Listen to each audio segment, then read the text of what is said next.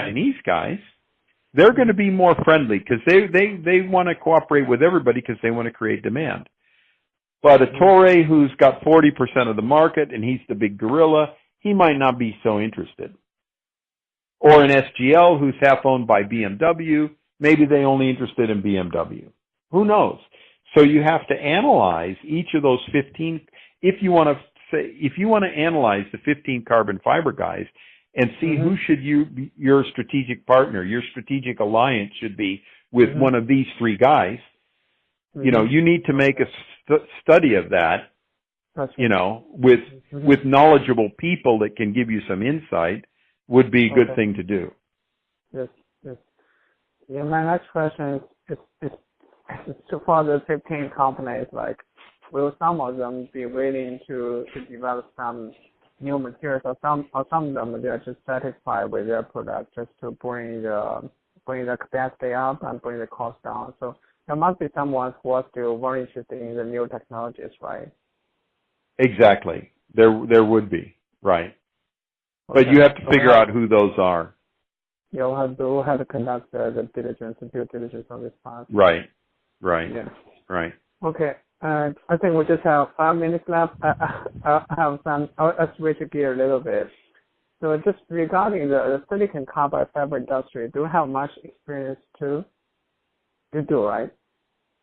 I mean, yeah, both in both HITCO in California and in SGL, I was involved in, you know, guys in other departments or customers of mine within the company were making silicon carbide carbon fiber material.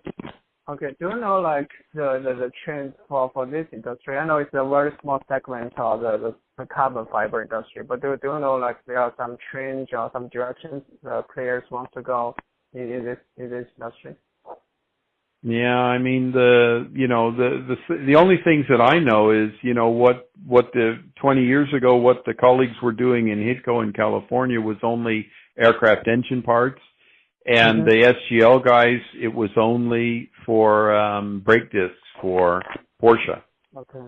So, and that's now that division is now a joint venture with Brembo. You see this SGL Brembo joint venture, or Brembo SGL. Okay. I forget the name of it. It's okay. Okay. Yeah. Anyway, SGL Brembo brake and Brembo SGL Brakes Limited or something like that, or GmbH. But they just had their specific programs, and they were working on commercialization of those, not so much science and developing new applications. Okay. So this technology has been ready for quite long, so they're just developing the applications. Exactly. Yeah, their technology was developed over 10 or 15 years, long time. Same with the HITCO boys before that. Yeah, and it takes them very long to try to. Yeah, it has. Right. In the past, the examples we've seen, has taken them a long time. Okay, gotcha. Okay.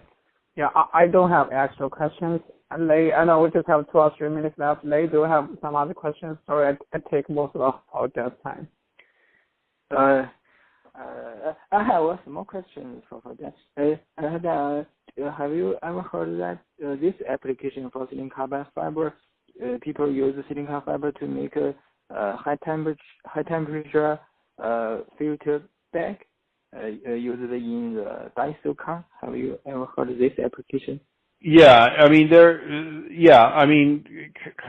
in various filtration, a filter bag, right? Filter pack. Yes, exactly. Right, like for hot gas filtration or something like this.